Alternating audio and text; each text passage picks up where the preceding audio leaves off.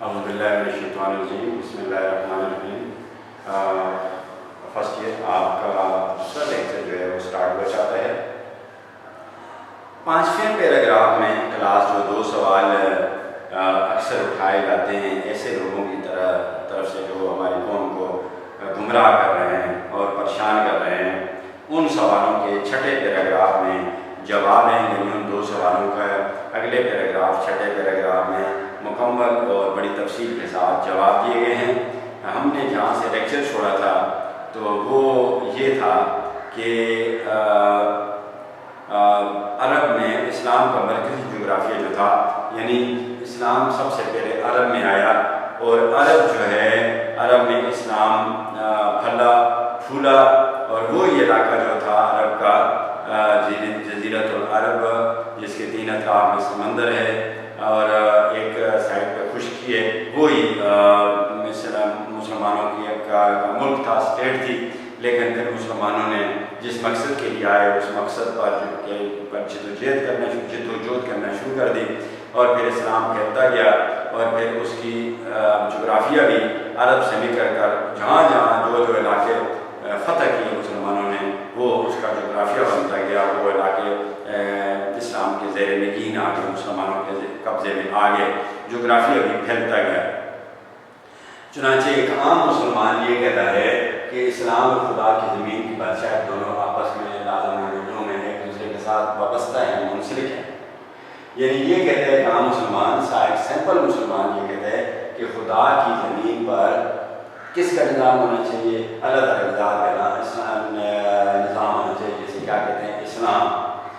یعنی خدا کی زمین پر خدا کا نظام ہو، کیونکہ بقول خالد بن ولید ہر ملک ماس کے ملک خدائے ماس، ہر ملک مسلمانوں کا ملک ہے، یعنی ہمارا ملک مسلمانوں کا ملک ہے کہ وہ خدا کا ملک ہے۔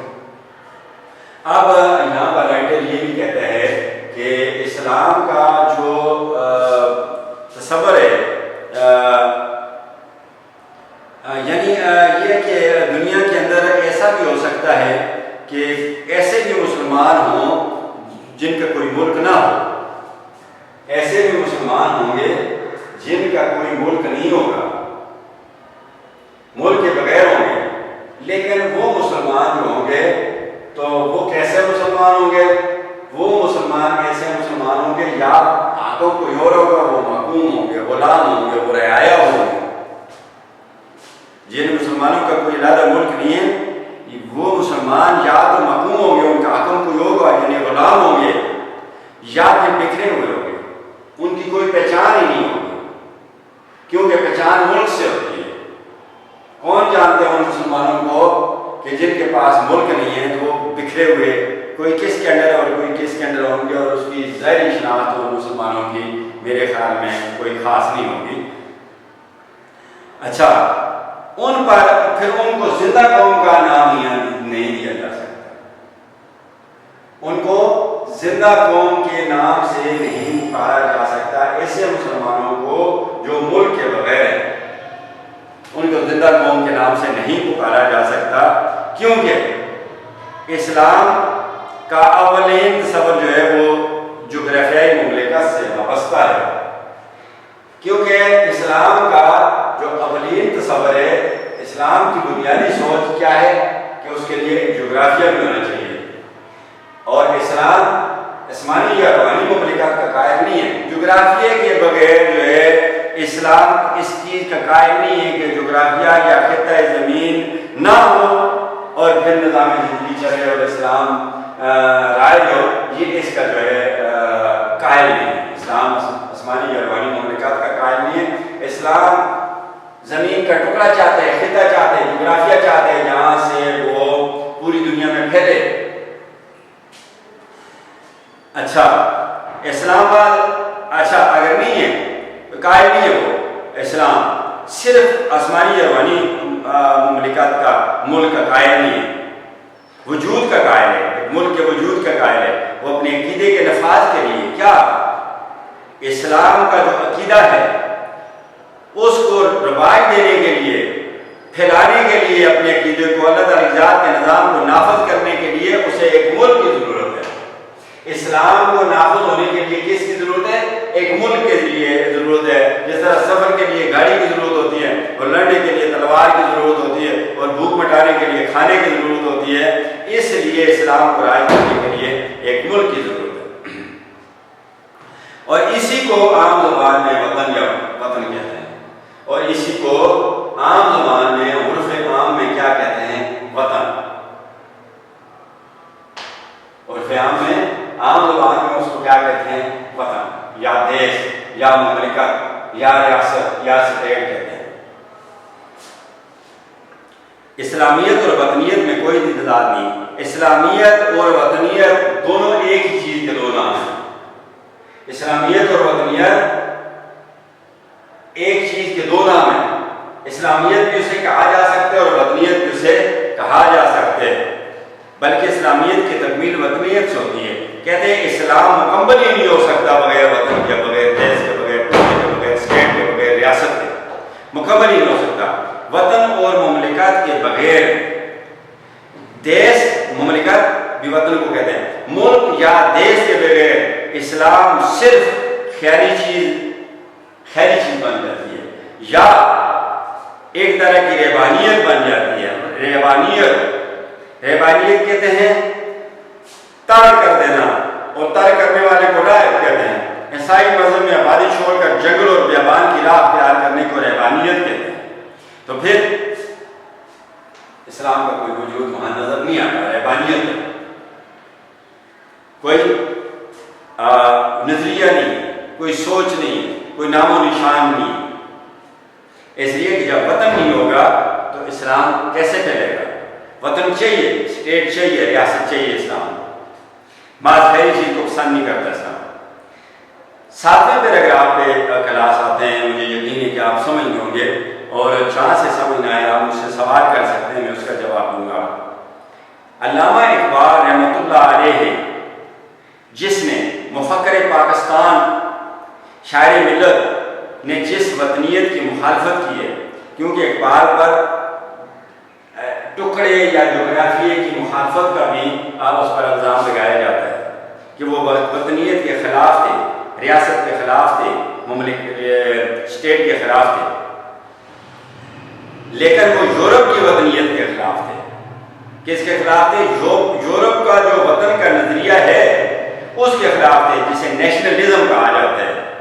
ازم کہتے ہیں نظریے کو، نظریے یا عقیدے کو کہتے ہیں ازم۔ کرٹیسزم، کمیونزم، ہیروئزم، ٹھیک ہے، ملٹریزم، تو وہ نیشنلزم کے خلاف تھے اقبال۔ یورپ کے نظریہ وطنیت جو ہے، جس میں ایک رنگ ایک نسل کے لوگوں کو، جہاں ایک ملک ہو اس میں ایک ہی رنگ اور ایک نسل کے لوگ ہوں، اس کو وہ وطن کا نام دیتے ہیں، تو اس کے اقبال خلاف تھے، وطنیت کے خلاف ہی تھے۔ مغرب کے یورپ نظریہ وطنیت کے خلاف تھے، جس کی ایک مخصوص خاص اور طویل ایک لمبی ہسٹری ہے۔ اس نیشنلزم کی، یورپ کے نظریہ وطنیت کی ایک خاص اور طویل ہسٹری ہے، اور ایک لحاظ سے یہی وطنیت، اور ایک لحاظ سے اور حقیقت میں یہی یورپ کا نظریہ وطنیت سے انسانیت کو لے ڈوبا، انسانیت کو نیست و نابود کر دیا، انسانیت کو اس نظریے نے تباہ کر دیا، اور انسانیت کے لیے ان گنت مصائب، مصیبتوں کی جمع، ان گنت مصیبتوں کی بنیاد بنائی ہے نظریہ یورپ کا۔ کیسے بنا؟ اسی کی وجہ سے دو عظیم فرسٹ ورلڈ وار اور سیکنڈ ورلڈ وار جو لڑی گئی۔ پہلی جنگ عظیم 1914 سے 1918 تک، 1914 سے 1918 تک، اور دوسری جو ہے 1939 سے 1945 تک، یعنی 1914 سے 1918 تک، اور دوسری 1939 سے 1945 تک، دو جنگیں لڑی گئی۔ کروڑوں کے حساب سے لوگ جو ہے اس میں موت کا نوالا بنے، لقمہ اجل بنے، خون کی ہولی کھیلی گئی۔ یہ نظریہ جو ہے اس کی بنیاد بنی، اس کے خلاف تھے اقبال۔ علامہ اقبال اسی کے مخالف تھے، اور صحیح طور پر مخالف تھے، بچا طور پر، صحیح طور پر مخالف تھے، یعنی سچ میں مخالف تھے، جھوٹے مخالف نہیں تھے، سچے مخالف تھے، اور حق پر تھے۔ وہ مخالفت جو کر رہے تھے حق پر تھے، مگر ان کے افکار میں جغرافیائی مملکت کی مخالفت کا جو اثرات نہیں ہوئی، لیکن ان کی سوچ میں جغرافیے کی مخالفت کا پتہ کہیں بھی موجود نہیں ہے. کہیں کوئی ایسا ثبوت نہیں ہے کہ اقبال جغرافیے کے مخالف تھے. اقبال مسلمانوں کے لیے ایک دیش کے مخالف تھے, ایک خطے کے مخالف تھے, ٹکڑے کے مخالف تھے. یہ کہیں بھی اس پر کوئی ثبوت نہیں ملتا, کہیں کوئی پتہ نہیں ملتا کہ اقبال نے ایسا بھی کہا ہو یا ایسا بھی کیا ہو. ان کے نظام فکر میں, نظام فکر کا نظام, سوچ کا نظام, سوچ کا سسٹم, یعنی ان کی سوچ میں جس طرح کی کوئی مملکت, جس طرح کوئی مملکت یعنی کوئی ملک نظام نظام عقیدے کا نظام کے بغیر, یعنی کوئی بھی ملک کسی نظام کے بغیر بربریت اور بدتہذیبی ہے. اقبال کہتے ہیں کہ کوئی بھی ملک جس میں کوئی سسٹم نہ ہو, عقیدہ نہ ہو, اس کا نظام عقیدے کے بغیر ہو, پختہ یقین کے بغیر ہو, کوئی نظریہ نہ ہو جس ملک کے اندر, وہ بربریت, ظلم و جبر اور بدتہذیبی ہے, اخلاقیات کے خلاف ہے.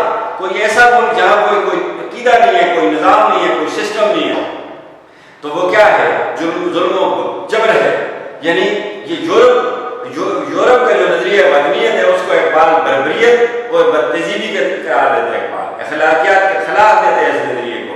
اسی طرح کوئی نظام عقائد, اس طرح کوئی سسٹم ملک کے بغیر رہبانیت سے کم نہیں, ترک دنیا سے کم نہیں. جہاں کوئی نظریہ کسی کا ہے, کسی قوم کا کوئی نظریہ ہے اور اس کو ملک کے بغیر ہے, یعنی ایسے مسلمان جو ایک نظریہ ہے, عقیدہ ہے, نظام زندگی ہے اللہ تعالیٰ کی ذات کا دیا ہوا, لیکن اس کے پاس ملک نہیں ہے, تو وہ رہبانیت سے کم نہیں, ترک دنیا سے کم نہیں ہے. اور یہ چیز اسلام کے عملی تصورات کے خلاف ہے. اور یہ چیز کون سی چیز؟ یا مسلمان ہو, عقیدہ ہو, نظریہ ہو, سوچ ہو, نظام ہو, سسٹم ہو, لیکن خطہ نہ ہو, جغرافیہ نہ ہو جس پر وہ امپلیمنٹ کر سکیں, عملی طور پر اپنے اس نظام سے کام لے سکیں, تو پھر کیا ہے؟ پھر جناب رہبانیت ہے. اور یہ چیز اسلام کے عملی سوچ کے خلاف ہے.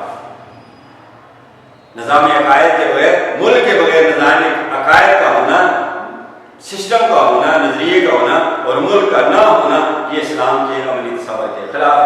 عملی طور پر اسلام وہاں نافذ نہیں ہو سکتا اور مقاصد حاصل نہیں کیے جا سکتے.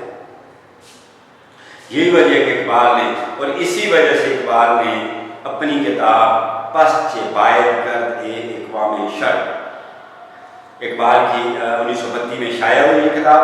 کل 1823 اشعار ہیں, 173 اشعار جو دوسرے شعراء کرام کے ہیں, اور یہ اقبال کی فارسی شاعری کا مجموعہ ہے جس کا نام انہوں نے اپنے بیٹے تو یہ پس اور جاوید نامہ, اور دوسری جو کتاب اقبال کی فارسی شاعری کا مجموعہ ہے جس کا نام انہوں نے اپنے بیٹے جاوید اقبال کے نام پر رکھا. ان دو کتابوں میں ایشیائی مملکتوں کو زیادہ مضبوط بنانے کی نصیحت کی ہے. اسی وجہ سے اقبال نے اپنی دو کتابوں, ایک کا نام ہے جاوید نامہ, فارسی شاعری کا اس کی کا مجموعہ ہے, اور اس کا نام اس نے اپنے بیٹے جسٹس جاوید اقبال کے نام پر رکھا ہے. اور دوسری کتاب جو اس کی ہے پس چہ باید کرد اقوام شرق. تو یہ کتاب جو ہے, یہ جو اقبال پس چہ باید کرد جو ہے اقبال کے ایک شعر کا ایک مصرع ہے. دوسرا مصرع جو ہے باز روشن می شود ایام شرق, یعنی یہ مشرق کی قوموں پھر ہم کیا کریں جس سے اہل مشرق کے اچھے دن آئے. اے مشرق کی قوموں, پہلا مصرع جو ہے اے مشرق کی قوموں ہم کیا کریں, ہم کیا کریں. اور دوسرا مصرع کیا ہے؟ دوسرا مصرع ہے باز روشن می شود ایام شرق, یعنی جس سے اہل مشرق کے اچھے دن آئے. اے مشرق کی قوموں ہم کیا کریں کہ آپ لوگوں کو ہم ترقی کر دیں, آپ کی قومیں, آپ یہ ملک ابھرے, یہاں کے مسلمان ترقی کریں, ان کے لیے ہم کیا کریں, ہمیں کوئی نظریہ دو نا. کس وجہ سے, یعنی ہم کیسے مشرق کے لوگوں کو جو ہے ترقی یافتہ بنا سکتے ہیں. اس کتاب میں, ان دو کتابوں میں اقبال نے ایشیائی ملکوں کو زیادہ مضبوط سے مضبوط تر اور ترقی کے راستے پر گامزن کرنے کی نصیحت دی۔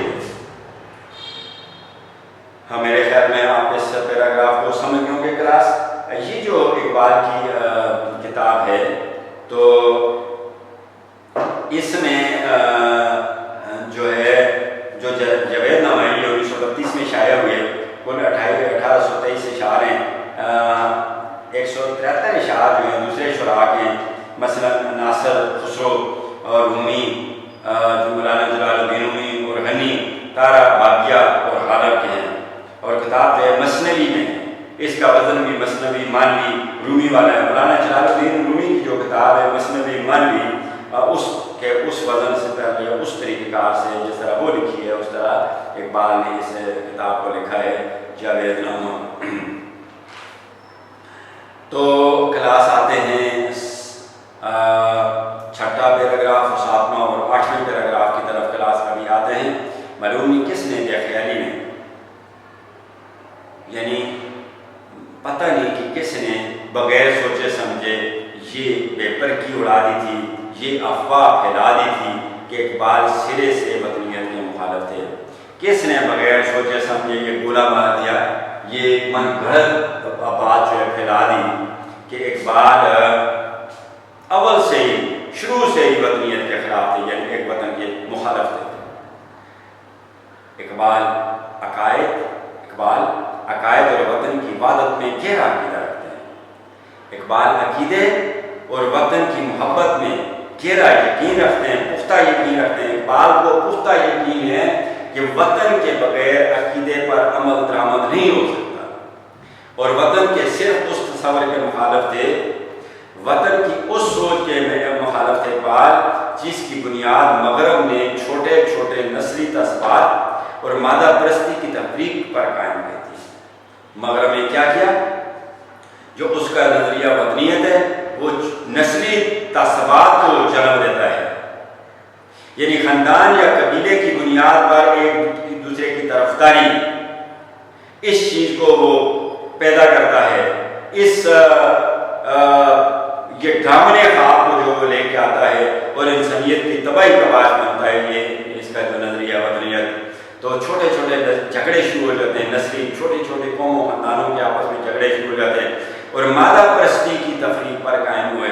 مادہ پرستی، پیسوں کی لالچ، یہ چیز بھی میری، یہ مکان بھی میرا ہو، یہ چیز بھی، یہ خطہ بھی، مادہ پرستی کی تفریق کہتے ہیں فرق پر قائم کی تھی، یعنی پیسہ بٹورنا، جس طرح انگریز آئے اور اس ہندوستان کے پیسے پر قبضہ کرنے کے لیے اور اس زمین اس پیسے کو لوٹ کر واپس لے جانے کے لیے آئے تھے، مکمل طور پر وہ یہاں پر حکومت نہیں کر سکے، اور 200 سال کے بعد جو ہے اس ملک کو غیر منصفانہ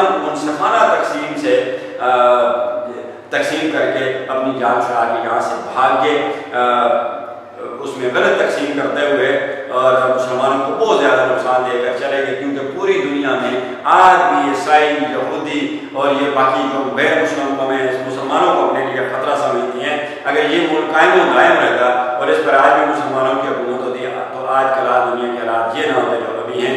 کوئی ڈکٹیٹر ہمیں ڈکٹیٹ نہ کر سکتا، یہ امریکہ ہمیں ڈکٹیٹ نہ کر سکتا، یہ برطانیہ، یہ باقی کنٹری جو ہے، یہ انڈیا میں ہم پر جو ہے وہ ہوتا ہی نہ، انڈیا مسلمانوں کا یہ ملک ہوتا ہے، یہ مسلمانوں کا ملک ہوتا ہے، یہ تمام بڑی بڑی طاقتیں جو ہمیں آنکھیں نہ دکھا سکتی۔ تو یہ ہماری دور سمیٹنے کے لیے آئے تھے، یہاں سے مسلمانوں کی حکومت کو ختم کرنے کے لیے آئے تھے۔ اور یہ جھگڑے جو ہیں اس اقبال کہتے ہیں کس کی وجہ سے دنیا کے اندر قائم ہیں؟ مادہ پرستی کس وجہ سے پھیلی ہے؟ چیزوں کے ساتھ پیار و محبت، دولت سمیٹنے کی جو سوچ ہے کہاں سے پھیلی ہے؟ مغرب کے تصور وطنیت سے، اور یہ جھگڑے خاندانوں کے چھوٹے چھوٹے قوموں کے جھگڑے جو ہے یہ مغرب کے تصور وطنیت سے پھیلے ہیں، اور جس سے نسلی قومیت ہوئی، جس سے کیا قومیت ہوئی؟ نسلی قومیت، ایک قوم کے اندر چھوٹی چھوٹی قوموں کی جو ابری پھیلی، پھر یہ چھوٹی چھوٹی نسلی اقوام، یہ چھوٹی چھوٹی نسلی قومیں جو ہیں ایک دوسرے سے لڑنے بڑھنے جنگ و جدل کرنے لگی، آپس میں لڑائیاں ان کی شروع ہوئیں، اور بائیفرکیشن پیدا ہوئی، قومیت پرستی پیدا ہوئی، نسل پرستی پیدا ہوئی، علاقہ پرستی پیدا ہوئی، اور یہ لڑائیاں شروع ہوئی، اور پھر کیا ہوا؟ ملٹریزم کی وہ شکل پیدا ہوا، ملٹریزم، فوجی طاقت پر بھروسہ، یعنی فوجی طاقت کے ذریعے کسی کو زیر کرنے اور اس پر بھروسہ کرنے کی کیا ہوئی، ایک شکل پیدا ہوئی، لڑائی جھگڑا اپنے طول کھینچا اور لوگوں نے ایک دوسرے سے طاقت کے ذریعے جو ہے ایک دوسرے سے لڑنا شروع کر دیا، دنیا کے اندر بدامنی پھیلی، جس کے باعث اور اسی وجہ سے یہ جو یورپ کا جو نظریہ وطنیت، اس کی وجہ سے دو خوفناک جھامنی جگہ ہوئی اور لاکھوں کے حساب سے کروڑوں کے حساب سے جو لوگ ہیں یہاں پر موت کے منہ میں چلے گئے اور انسانیت کے لیے بڑے بڑے مسائل کا سب چشمہ ثابت ہوئے، اور یہ دو یہ جنگیں جو ہیں یہ انسانوں کے لیے، انسانیت کے لیے جو ہے بڑی بڑی مصیبتیں انہوں نے پیدا کی اور ان کی بنیاد بنی۔ 9ویں پیراگراف پر کلاس میں آتا ہوں، بعض لوگ بددیانتی، بے ایمانی یا سادگی لا علمی سے پاکستان میں حب الوطنی وطن سے محبت کے پردے میں علاقہ پرستی کی تحریک چلا رہے ہیں۔ اب آتے ہیں اقبال اصل طرف کہ یورپ کا جو نظریہ قومیت تھا یا وطنیت تھا اس نے کیا نقصان پہنچایا، تو اب کیا کرتے ہیں کہ پاکستان میں بھی اس طرح کے لوگ ہیں جو علاقہ پرستی کے پردے میں، وطن پرستی کے پردے میں کہتے ہیں کہ ہم محب وطن ہیں، لیکن اس پردے میں علاقہ پرستی، کسی مخصوص علاقے سے پیار کرنا، کسی مخصوص علاقے سے پیار کرنا، اپنے علاقے کو پروموٹ کرنا، وطن کا نو سوچنا، مرکز کا نہیں سوچنا، اپنے علاقے کی فلاح بہبود کے لیے کام کرنا۔ علاقیت کہتے ہیں افراد کا وہ گروہ جو کسی خطے میں رہائش رکھتا ہو اور علاقائی بنیاد پر باہمی ہمدردی اور اخوت کے جذبات کا حامل ہو، اپنی علیحدہ ثقافت، رسم و رواج اور تمدن کے علاوہ مخصوص زبان بولتوں سے کیا کہتے ہیں علاقہ پرستی۔ تو یہ صورتحال جو ہے بلوچستان والے کہتے ہیں کہ یہ بلوچستان بلوچیوں کا ہے، کراچی مہاجر کہتے ہیں کہ یہ کراچی جو ہے مہاجروں کا ہے، سندھی کہتے ہیں کہ یہ سندھ جو ہے سندھیوں کا ہے، اور کے والے کہتے ہیں کہ یہ ہمارا ہے۔ یہ اس طرح کی صورتحال جب ہوگی، اگر ہم قائد نے پاکستان بننے کے بعد فرمایا تھا کہ اگر ہم خود کو بنگالی، پنجابی، بلوچی اور سندھی وغیرہ پہلے اور مسلمان اور پاکستانی بعد میں سمجھیں گے تو یہ ملک جو ہے پارا پارا ہو کر رہ جائے گا۔ تو یہاں سید عبداللہ کہتا ہے کہ بعض لوگ بظاہر میں کہتے ہیں وطن کی محبت کے لیے، وطن کے لیے کام کریں، لے وہ علاقہ پرستی کی تحریک چلا رہے ہیں، موومنٹ چل رہی ہے، مختلف علاقائی جماعتیں بنی ہوئی اور ملک کا اتحاد پارا پارا ہونے کی طرف جا رہا ہوتا ہے، اور یہ ان کی پوری کوشش ہوتی ہے۔ جس طرح سندھو دیش جی ایم سید جو تھا وہ کہتا تھا میں سندھو دیش بناؤں گا، ایک الگ ملک ہوگا میرا اس ملک میں سے، اور بلوچستان والے کہتے ہیں کہ یہ ایک الگ اسٹیٹ ہم بنا کر رہیں گے، بلوچیوں کے ملک بنا کر رہیں گے۔ تو اس طرح کی صورت جو حال جب ہوتی ہے وہ ملک کی سلامتی کے لیے خطرہ بن جاتی ہے۔ تو مگر یہ بات اچھی طرح ذہن نشین کرنے کے قابل ہے، لیکن یہ بات ان لوگوں کو جو یہ سوچ رہے ہیں ان کو اچھی طرح اس بات کو جان لیں، سمجھ لیں کہ علاقہ پرستی اور وطنیت میں بڑا فرق ہے۔ علاقے کی ترقی کے لیے کام کرنا اور علاقے سے محبت رکھنا اور وطن سے محبت کرنے میں کے درمیان جو ہے بہت بڑا فرق ہے۔ یوں ایسے عام آدمی کسی شخص کا کسی خاص علاقے سے محبت رکھنا یا اس کے متعلق اچھے جذبات رکھنا بالکل فطری ہے۔ عام آدمی تو ٹھیک ہے، اگر کوئی آدمی کسی علاقے کا رہنے والا ہے اس سے وہ محبت کرتا ہے تو وہ اچھی بات ہے، لیکن دوسروں سے نفرت کرنا جو ہے وہ ٹھیک نہیں ہے، وہ تو بظاہر تو اچھی بات ہے۔ اور فطری امر ہے کہ جہاں انسان کی پیدائش ہوتی ہے تو وہاں اس کو اس خطے سے، اس علاقے سے اسے پیار ہوتا ہے، کیونکہ جنرل جو تھا وہ آصف نواز جنجوعہ، تو اس نے وصیت کی تھی کہ مجھے مرنے کے بعد میرے گاؤں چکری راجمان میں سپرد خاک کر دیا جائے، کیونکہ جو انسان کی جائے پیدائش ہوتی ہے اس سے اسے پیار ہوتا ہے۔ ٹھیک ہے، یہ بات تو حقیقت ہے، لیکن اپنے اس علاقے کے لیے کی محبت کو ملک کی محبت پر ترجیح دینا جو ہے جو ملک کو جو ہے ملک کی سلامتی کو خطرے میں ڈالنے کے مترادف ہوتا ہے، یہ سید عبداللہ کہتے ہیں۔ مگر اس علاقائی محبت کا وطن کے وسیع مفادات سے ٹکراؤ نہیں ہونا چاہیے، اور پھر وطن اس علاقے سے اتنی محبت نہ کرے انسان کہ جو اس کا جو ملک کا جو مفاد ہے اس کو نقصان پہنچے، یہ بات ٹھیک نہیں ہے۔ اور یہ علاقائی محبت اور وطن کی محبت جو ہے آپس میں ٹکرا جائے اور تعصب پیدا ہو جائے، لڑائیاں شروع ہو جائیں اور ایک دوسرے سے نفرتیں شروع ہو جائیں، تو یہ بات ٹھیک نہیں ہے۔ ابن انشاء نے کلاس اسی علاقہ پرستی اور قومیت پرستی پر بڑی خوبصورت بات کی تھی کہ وہ کہتا تھا یہ کون سا ملک ہے، یہ فرانس ہے، اس میں کون سی قوم رہتی ہے، فرانسیسی رہتے ہیں، یہ کون سا ملک ہے، چین ہے، اس میں کون سی قوم رہتی ہے، چائنیز رہتے ہیں، یہ کون سا ملک ہے، یہ افغانستان ہے، اس میں کون سی قوم رہتی ہے، افغانی رہتے ہیں۔ تو کہا کہ یہ کون سا ملک ہے، پاکستان ہے، اس میں کون سی قوم رہتی ہے، اس میں جو ہے سندھی، بلوچی، مکرانی، پٹھان رہتے ہیں۔ کہا اتنی قوموں کے لیے ایک ملک کیوں بنایا؟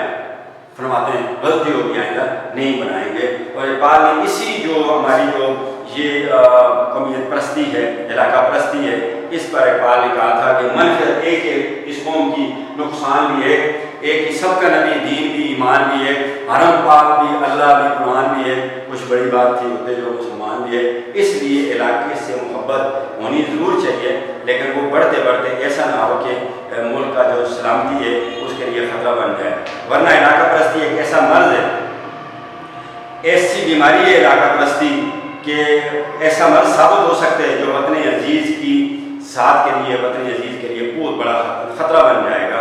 اس قسم کی علاقہ پرستی کو میں پاکستانی قومیت کا سب سے بڑا دشمن قرار دیتا ہوں۔ ایک ایسا علاقہ پرستی، اپنے علاقے سے اتنی محبت کو اتنا آگے لے کر چلا جانا جہاں کے جو ملک کی سلامتی کو کے لیے خطرہ بن جائے، تو اس قومیت کو جو ہے، اس علاقہ پرستی کو میں دشمن کا سب سے بڑا، قومیت کا سب سے بڑا دشمن قرار دیتا ہوں، جس میں کوئی شخص قومی وحدت کو پارا پارا کرنے والی علاقائی وفاداریوں کا اتنا پابند اور عادی ہو جائے کہ خطے پر قوم کو قربان کر دے، یعنی اپنے اس علاقے سے، اپنے خطے سے اتنی محبت کرنا شروع کر دے کہ جو قومی اتفاق ہے اس کو پارا پارا کر دے، اور اتنا اس کا وفادار بن جائے اپنے علاقے کا کہ اپنے قوم کو اس خطے پر، اس علاقے پر قربان کر دے، قوم کی اس کو پرواہ نہ ہو، صرف علاقے کی پرواہ نہ ہو۔ تو یہ جو ہے، یہ اس کو محب وطنی نہیں کہتے، یہ وطن کا جو پیار کرنے والا ہوتا ہے وہ اس قسم کی حرکات و سکنات نہیں کرتا۔ کلاس اس کو پہلے مفاد کس کا عزیز ہونا چاہیے، ملک کا مفاد عزیز ہونا چاہیے، اس کے بعد اپنے علاقے کا مفاد عزیز ہونا چاہیے۔ اس کے بعد جو ہے نیکسٹ پیراگراف، جو 10واں پیراگراف کلاس شروع ہوتا ہے۔ پاکستان میں بہت سی نسلیں بعد ہیں، ڈاکٹر سید عبداللہ کہتے ہیں کہ پاکستان سے میں بہت سی چھوٹی چھوٹی نسلیں بعد ہیں۔ میں آپ کو یہاں بتاتا چلوں، کلاس پاکستان قرآن مجید کی سورہ الحجرات پارہ 26 اور آیت نمبر 13 میں اللہ تعالیٰ ذات فرماتی ہے کہ اے ایمان والو، تمہیں میں نے ایک ماں اور باپ یعنی ایک جوڑے سے پیدا کر کے تمہاری قومیں اور قبیلے بنا دیے تاکہ تم ایک دوسرے کو پہچان سکو۔ تو جب کوئی دیکھیں، ایک ہوتا ہے ٹرائب، اس کو کہتے ہیں قبیلہ، فار ایگزامپل قبیلہ کسی کا ہے سید، دوسرا ہوتا ہے سیکشن، ذات، مطلب کوئی گیلانی ہے، کوئی نقوی ہے، کوئی ترمذی ہے، کوئی اس طرح ہے۔ اس کے بعد ہے سب سیکشن۔ سب سیکشن میں ان کے اندر گیلانی، ترمذی یا نقوی یا مشہدی، ان کے اندر چھوٹے چھوٹے خاندان ہوتے ہیں، ان کو کہتے ہیں سب سیکشن۔ تو یہ اس طرح کے ترجیحات نے لوگوں کو پیدا کر کے ان کی قومیں اور قبیلے بنا دیے تاکہ وہ ایک دوسرے کو پہچان کر سکیں۔ اگر کوئی آدمی قومیت پرستی کی طرف آتا ہے تو یہ سمجھنا چاہیے کہ اللہ تعالیٰ کا جو فرمان ہے سورہ الحجرات کے اندر اور آیت نمبر 13 اور یہ پارہ 26 کے اندر فرمان ہے، اس کی نفی کرتا ہے، اس حکم کی تعمیل نہیں کرتا۔ اس لیے ڈاکٹر سید عبداللہ کہتے ہیں کہ اس سے چیز سے جو ہے ہمیں بچنا ہوگا۔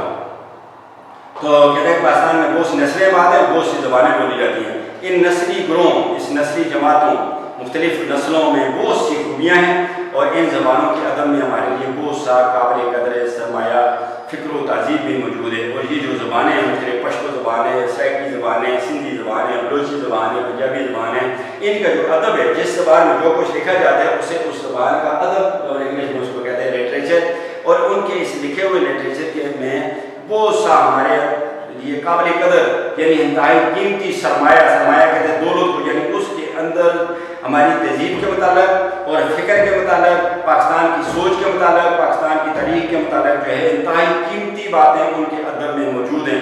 مگر ملکی قومیت ہر خطے کے لوگوں سے یہ قربانی مانگتی ہے، لیکن ملکی قومیت، ملک قوم کی حیثیت سے، پاکستانی قوم کی حیثیت سے یہ قوم ہر خطے ہر علاقوں سے یہ قربانی مانگتی ہے، تو یہ قربانی مانگتی ہے ہر خطے سے، پاکستانی قومیت ہر خطے سے ہر علاقے کے لوگوں سے یہ قربانی مانگتی ہے کہ وہ اپنی خوبیوں اور قابلیتوں کو خطے کی خدمت کے لیے خدمت کرتے وقت بھی وسیع تر قومی مفاد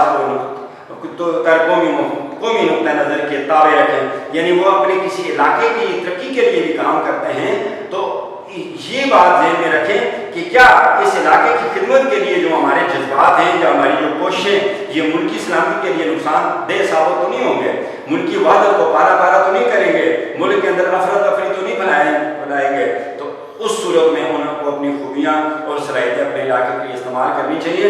اگر وہ یہ سمجھتے ہیں کہ یہ اس سے تعصب پھیلے گا اور ملک کی بنیادیں کھوکھلی ہوں گی تو پھر اس چیز سے ان کو پیچھے ہٹ جانا چاہیے۔ یہ ڈاکٹر سید عبداللہ کے بول، اس کے ساتھ ہی کلاس آج کا لیکچر اپنے اختتام کو پہنچتا ہے۔ خدا حافظ۔